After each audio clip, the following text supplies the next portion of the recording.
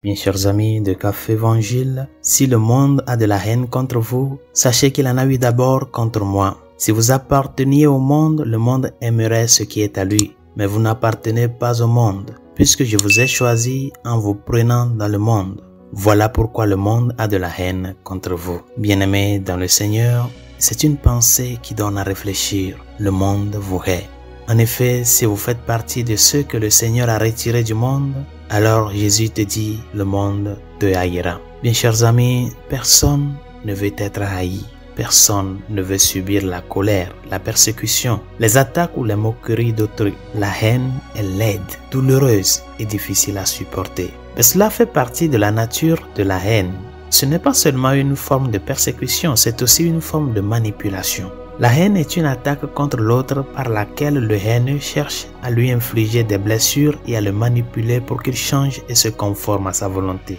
Le monde séculier et non chrétien veut vous gagner et vous éloigner de Dieu. Et Jésus offre cet enseignement en partie pour nous préparer à ce que, lorsque nous ferons l'expérience de la haine du monde, nous ne soyons pas affectés par elle ni manipulés pour nous détourner de lui. Par conséquent, cet enseignement est une révélation de beaucoup de miséricorde de la part du Seigneur. Rappelez-vous que Jésus a parlé de 3 ennemis de notre âme, la chair, le diable et le monde. Et dans ce passage de l'Évangile, appartenir au monde signifie qu'une personne se laisse influencer négativement par les innombrables mensonges du monde.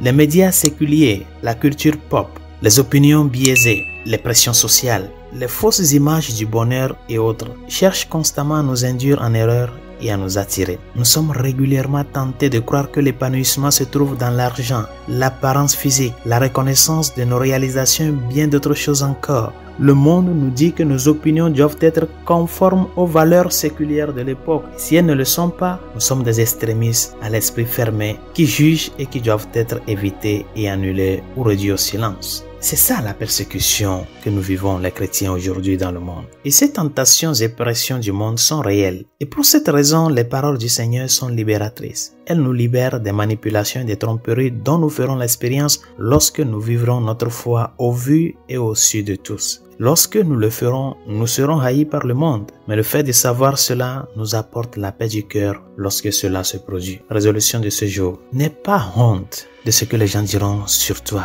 quand tu donnes ton témoignage chrétien, dans ton lieu de travail, dans ta propre famille, dans tes cercles d'amis et même le contexte du monde d'Internet. Sache défendre ta foi. N'aie pas peur ni honte de ce que les autres diront. Et comme le Seigneur le dit, sois préparé à ce que tu seras haï. Mais que cette haine ne t'amène pas à te détourner du Christ. Parce que rappelle bien de ces paroles qu'il nous a dit, vous êtes le sel de la terre, vous êtes la lumière du monde.